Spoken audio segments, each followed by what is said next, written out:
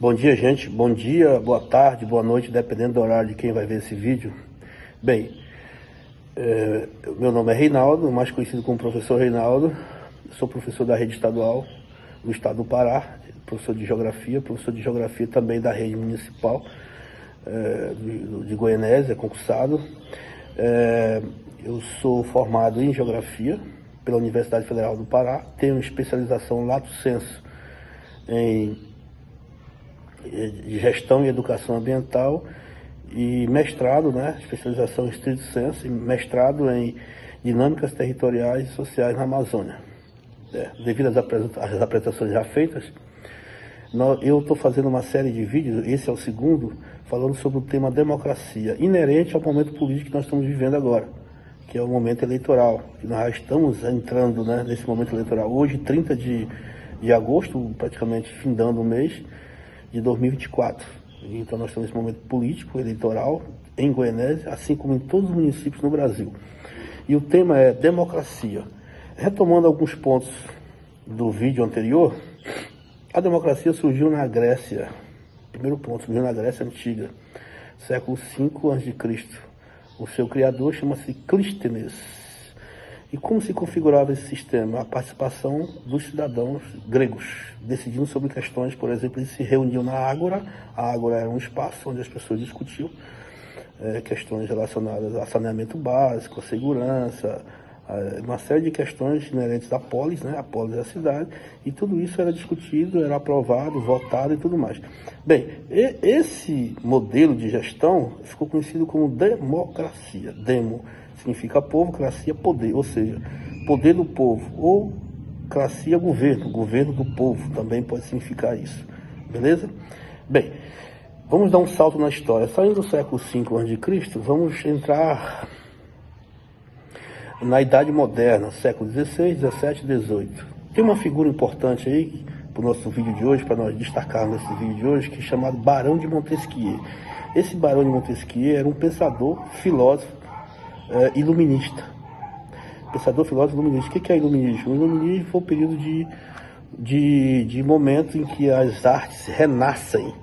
Que houve esse momento na Grécia, mas só que foi afogada pela Igreja Católica durante a Idade Média, que a Igreja Católica não queria saber de ciência, de conhecimento científico, de racionalismo, nada. Então tudo isso ressurge no século XVI, XVII, XVIII, praticamente. Então um período conhecido como Renascimento, renascimento da arte, renascimento do homem, renascimento do pensamento crítico, renascimento da ciência. Daí o nome Renascimento. E esse pensador, Barão de Montesquieu, que nós vamos falar dele agora, ele é considerado o pai da geografia política. Não é geografia política, da ciência política, não é geografia política, perdão. É o pai da ciência política. Por quê? Porque nos seus postulados, na sua obra, o Espírito das Leis, depois vocês podem pesquisar se quiserem, ele postula a divisão dos poderes, a divisão do poder do rei, do absolutismo. O absolutismo era um momento em que ele vivia, a Idade Média, os reis absolutos quer dizer, o Estado sou eu. O próprio Luís XV, Luís XVI disse isso, o imperador francês. Ele diz, o Estado sou eu. Ele quer dizer o seguinte, que as regras do jogo, quem mandava era ele, era a vontade do soberano. Então, Montesquieu via muita arbitrariedade nisso. Então, ele, nos seus postulados, ele procurou a divisão dos poderes em três: executivo, legislativo e judiciário. Ou seja, quebra esse poder absoluto em três partes. E esses poderes vão se contrabalancear, quer dizer, um poder vai fiscalizar o outro, vai contrabalancear o outro. Então esse foi o primeiro pontapé, esse foi uma forma de organizar para evitar abusos, certo? Então, a nossa democracia, ela tem, dando um terceiro ponto, saindo um pouco do Montesquieu, que elaborou naquela obra O Espírito da Lei, a questão da tripartite do poder, tirando o absolutismo total do soberano, e colocando em três partes, e essas partes seriam emanadas do povo, para o povo e demandadas para o povo, certo? É a essência da democracia. Dando um salto na história, vindo para o nosso país, a nossa Constituição é um pouco nova, ela é novíssima, tem um pouco mais de 30 anos. A nossa última Constituição ela foi aprovada em 1988. Então ela vem com esses balizamentos, esse balizamento da tripartite do poder, Então, se você olhar direitinho como está distribuída a estrutura da organização do Estado brasileiro, você tem lá no Em Brasília, você tem o quê? O Poder Executivo, Legislativo e Judiciário. O Executivo é representado pelo Presidente, o Legislativo pelas duas casas, Câmara e Senado, e o Judiciário é representado pelo Supremo Tribunal Federal.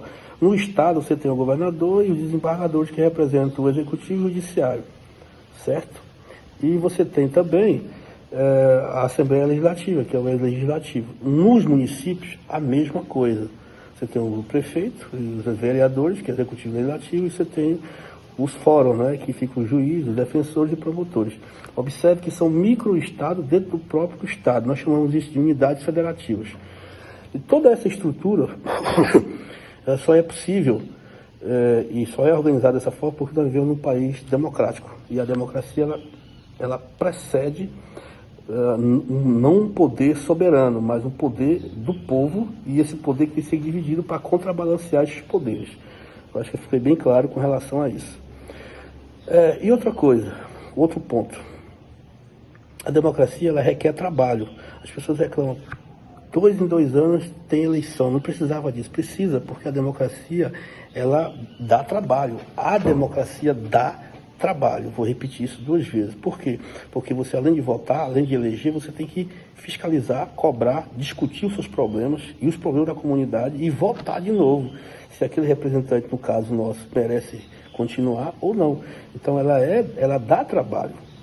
E por incrível que pareça, a própria democracia, ela se retroalimenta, ou seja, o remédio da democracia é a própria democracia. Ela tem a capacidade, mais transparência. Não adianta, vamos mudar o governo, o sistema de governo, vamos colocar um outro regime. Mas aí você anula a participação popular e você fica refém de alguém. Esse salvador da pátria, o soberano. A democracia ignora isso. Não existe salvador da pátria na democracia.